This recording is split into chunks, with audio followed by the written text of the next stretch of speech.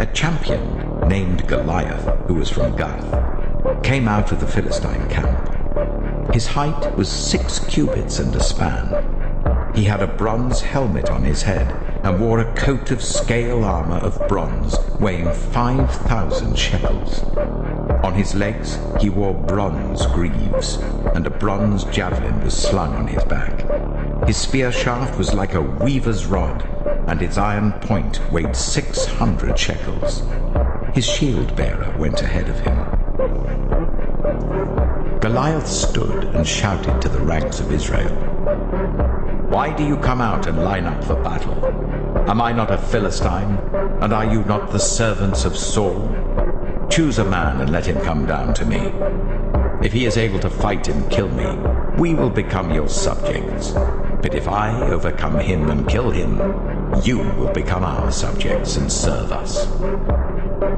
Then the Philistine said, "This day I defy the armies of Israel. Give me a man and let us fight each other." On hearing the Philistines' words, Saul and all the Israelites were dismayed and terrified. Now David was the son of an Ephrathite named Jesse, who was from Bethlehem in Judah. Jesse had 8 sons, and in Saul's time he was very old. Jesse's 3 eldest sons had followed Saul to the war. The firstborn was Eliab, the second Abinadab, and the third Shammah. David was the youngest. The 3 eldest followed Saul, but David went back and forth from Saul to tend his father's sheep at Bethlehem. For 40 days the Philistine came forward every morning and evening and took his stand. Now Jesse said to his son David, "Take this ephah of roasted grain and these 10 loaves of bread for your brothers and hurry to their camp. Take along these 10 cheeses to the commander of their unit. See how your brothers are and bring back some assurance from them. They are with Saul and all the men of Israel in the valley of Elah, fighting against the Philistines." Early in the morning, David left the flock in the care of a shepherd, loaded up and set out as Jesse had directed. He reached the camp as the army was going out to its battle positions, shouting the war cry. Israel and the Philistines were drawing up their lines facing each other. David left his things with the keeper of supplies, ran to the battle lines, and asked his brothers how they were. As he was talking with them, Goliath, the Philistine champion from Gath, stepped out from his lines and shouted his usual defiance, and David heard it. Whenever the Israelites saw the man, they all fled from him in great fear. Now the Israelites had been saying, "Do you see how this man keeps coming out? He comes out to defy Israel. The king will give great wealth to the man who kills him.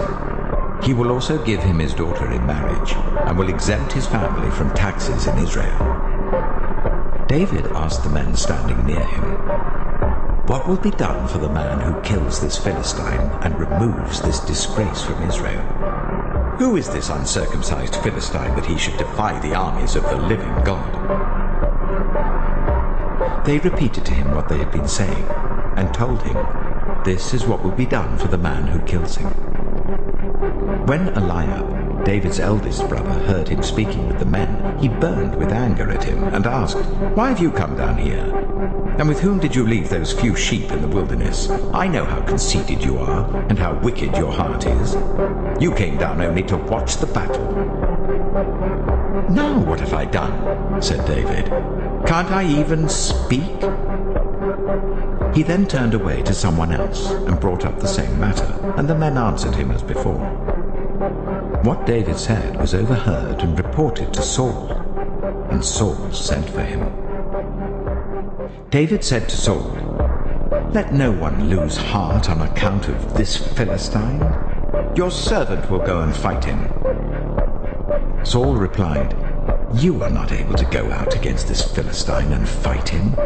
You're only a young man, and he has been a warrior from his youth." But David said to Saul, "Your servant has been keeping his father's sheep.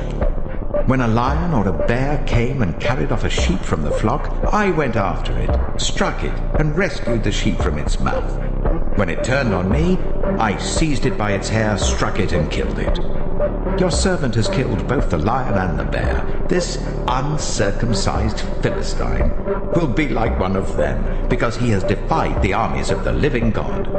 The Lord who rescued me from the paw of the lion and the paw of the bear will rescue me from the hand of this Philistine."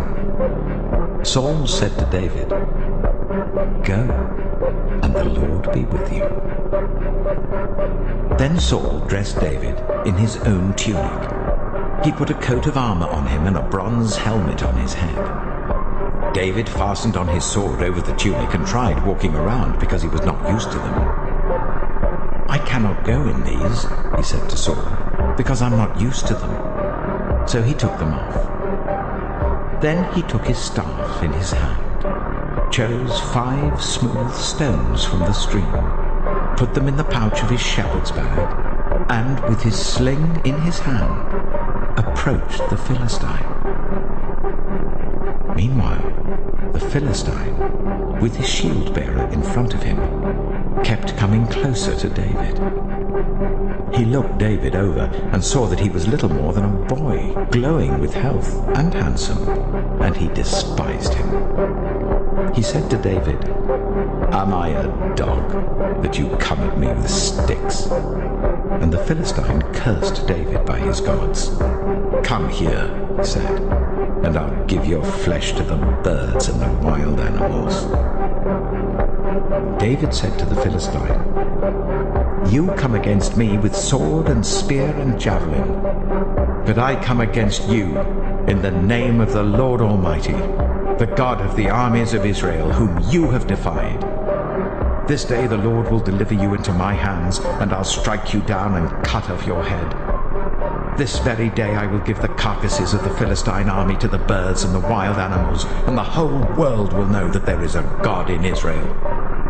All those gathered here will know that it is not by sword or spear that the Lord saves, for the battle is the Lord's, and he will give all of you into our hands."